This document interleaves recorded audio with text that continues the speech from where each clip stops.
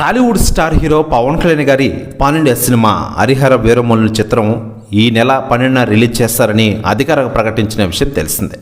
అప్పటి నుంచి ఈ సినిమాపై క్యూరియాసిటీ రోజు రోజుకి పెరిగిపోతోంది.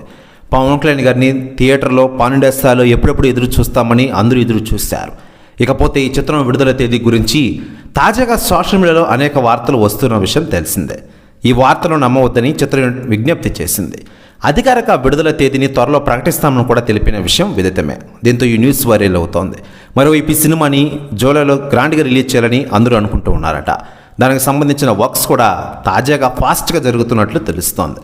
అయితే లేటెస్ట్గా అందుతున్న సమాచారం ప్రకారం ఇప్పటికే హరిహర వీరమల్లు సినిమా యొక్క పనులు తెలుగు ఇండస్ట్రీలో బాగా మారుమోగుతున్నాయి. తాజాగా యూఎస్ఏలో హరిహర వీరమల్లు సినిమా యొక్క సందడి మొదలైందట. దాదాపు 100 కార్లతో భారీ ర్యాలీ నిర్వహిస్తున్నారట పవన్ కళ్యాణ్ గారి అభిమానులు.